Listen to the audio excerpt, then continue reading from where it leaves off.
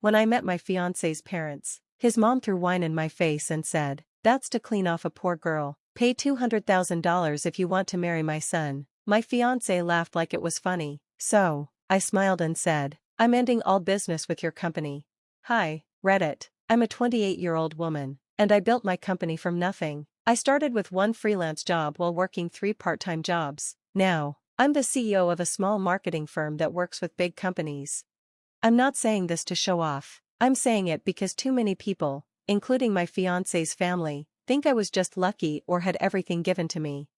I met Ethan, my fiancé, through a mutual client 2 years ago. He was charming, attentive, and never once made me feel like I needed to explain myself. He worked in finance, came from money, and had the type of polish that screamed East Coast prep school. Still, he never looked down on me for being self-made. At least, that's what I thought.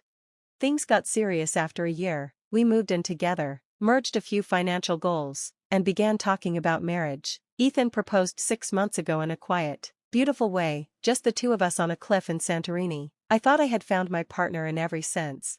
Then came the invitation to meet his parents. Ethan had always been vague about them. He described them as traditional, very wealthy, and a little intense about social image. I didn't think much of it. I was confident, well-spoken, and professionally successful. What could go wrong? We flew into Connecticut on a crisp Friday afternoon. Their mansion was something out of a movie: marble floors, staff at the door, and a chandelier, I swear, was taller than me. His father, Richard, greeted us with a cool nod. His mother, Eleanor, gave me a once-over that made me feel like she had scanned my entire life history with one glance. Dinner was tense. Eleanor sipped wine like it was an Olympic sport and asked questions that weren't questions. "Oh, so you run a little business? That's adorable. Did your family work in trades? You must have such a practical upbringing." Ethan laughed nervously through it all, occasionally brushing her off but never stepping in. I held my composure. I've faced worse in boardrooms. But then dessert arrived, and everything took a sharp, humiliating turn. Eleanor lifted her glass, stared at me coldly, then stood up. "To disinfect a poor girl," she said, and threw the wine in my face. The room went dead silent. "That's for thinking you can trap my son into marriage with your rags-to-riches fantasy," she added, with the smugness of a woman who believed her insult was a public service announcement. "Pay $200,000 if you want to marry my son. That's the price of admission into this family." I didn't know if I was in shock or disbelief. I wiped the wine from my eyes. Shaking, I looked at Ethan, expecting outrage, some kind of defense, anything. But he laughed. Not a nervous chuckle, a genuine, awkward little laugh, like he was embarrassed, yes, but still amused, still not ready to stand up for me. That's when something in me clicked. I stood up, took my napkin calmly, and placed it on the table. I looked Eleanor dead in the eye and smiled. "Actually, thank you, that's all the confirmation I needed," I said evenly. "I've decided to cancel all business dealings with your company starting Monday." That got her attention. You see, Eleanor's company, her precious, family-run legacy brand, was one of our newer clients. I had recently signed a multi-quarter contract with them worth just under $500,000 for a national brand refresh campaign. Her account was under my firm's personal management, and we hadn't built past phase 1. Legally, I was still within my right to walk away without breach. She blinked, the confidence draining from her face like someone had pulled the plug. Ethan stood up, finally confused. "Babe, wait, you don't mean..." I turned to him, my voice still calm but firm. "I mean exactly that. If you think it's funny to watch your mother humiliate me, then maybe we aren't the match I thought we were." I walked out without another word. Ethan followed me to the car, pleading, trying to explain. He said his mother had always been this way, that she had thrown drinks at ex-girlfriends before, like that was a fun little quirk. He told me not to take it personally, to remember it was just a moment of drama. But for me, it was a revelation. I realized that if he wasn't going to stand up to her now, he never would. I had worked too hard, fought too long, and proven too much to let anyone, not even a fiancé, laugh while I was disrespected. I returned to New York that night, alone. The next day, I drafted the termination letter for Eleanor's company and sent it through legal review. Our cancellation clause was solid, no penalties. I didn't owe her a second more of my time. The fallout was immediate. Eleanor emailed me personally, not to apologize, of course, but to beg me to reconsider. She claimed the campaign was vital for their Q3 relaunch, that she had misspoken, that wine had blurred her judgment. I didn't reply. Ethan showed up at my apartment 3 days later, looking like a man who had realized too late that he'd bet against the wrong woman. He said he missed me, that he loved me, that he talked to his mother, really talked this time. I listened. I let him say everything, but I didn't answer right away, because what I realized was this. Sometimes, people show you exactly who they are when they think you'll never leave. And Ethan had shown me that he'd rather laugh with his mother than defend his fiancé. That wasn't the kind of man I wanted beside me. And that's why, even though part of me still cared deeply, I told him I needed time to think. I wanted to make sure I wasn't mistaking love for blind loyalty. I wanted to make sure I was building a future with someone who saw me as an equal, not someone who'd let his mother try to price tag my worth. What Ethan did next would tell me everything I needed to know.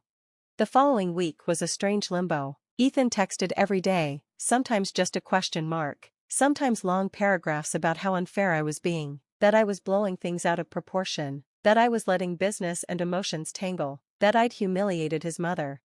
I didn't respond to a single one. Instead, I poured myself into my work. I restructured my team's schedule to absorb the dropped Eleanor campaign. We quickly reassigned the open slots to 2 waitlisted clients who were thrilled to have the opportunity. My team backed me completely. They had seen the kind of late-night meetings I'd endured just to appease that client. Privately, one of my senior project leads said, "You did what every woman dreams of doing, you walked out with power." But my heart? It was still in pieces. I had genuinely loved Ethan, and for a long time, I believed he was different, not just because he said the right things, but because he felt like he saw me, really saw me. But when the moment came for him to stand between me and cruelty, he froze. Worse, he laughed. And I couldn't unsee that. 10 days after I returned to New York, Ethan reached out again.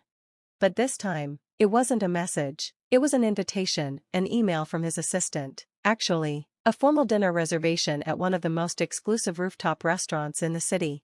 He wanted to talk, one last time. I agreed. I wore black, simple, sleek, and entirely for me. When I arrived, Ethan stood as if we were still some fairy tale couple from a lifestyle magazine. He looked tired, stressed, and very rehearsed. He started with an apology. He said he had finally talked to his mother, really talked, that she had crossed the line, and he now understood how unacceptable her behavior was.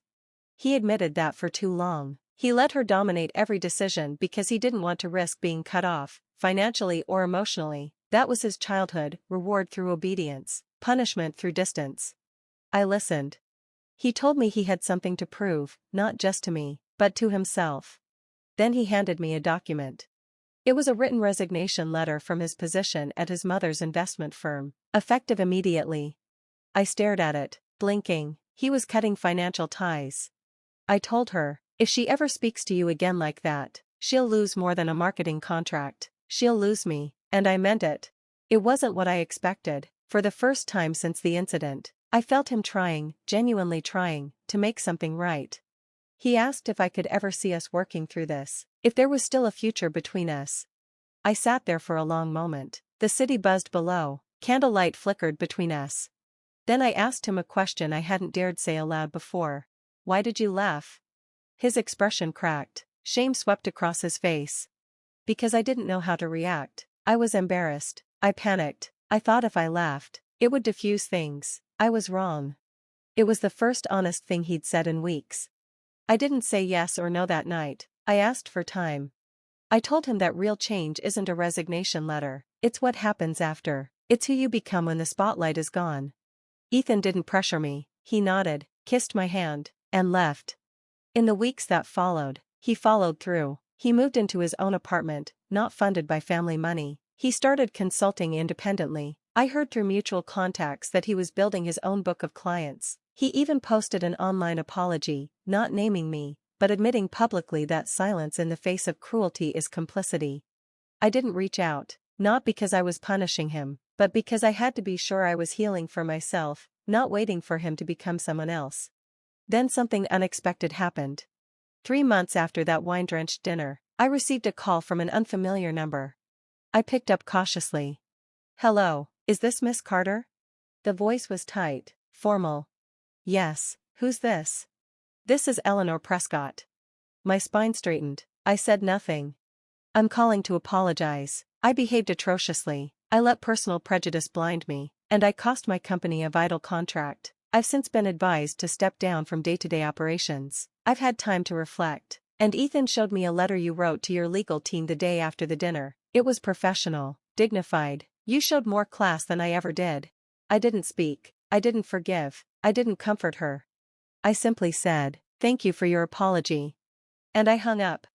I never told Ethan she called. I didn't need to. A month later, he emailed me a single message. Still standing, still growing, still waiting if you'll have me. This time, I met him in the park where we had our first date. And this time, he didn't come as the polished son of a dynasty. He came as a man who had finally earned the right to be on equal ground. We talked, we cried, we forgave. I didn't agree to marry him that day. But I did say yes to starting over, as two people who finally understood what it means to love truly, without money, without fear, and without conditions. Because real love doesn't ask you to make yourself smaller to fit into someone else's life. It asks both of you to grow and create a new life together.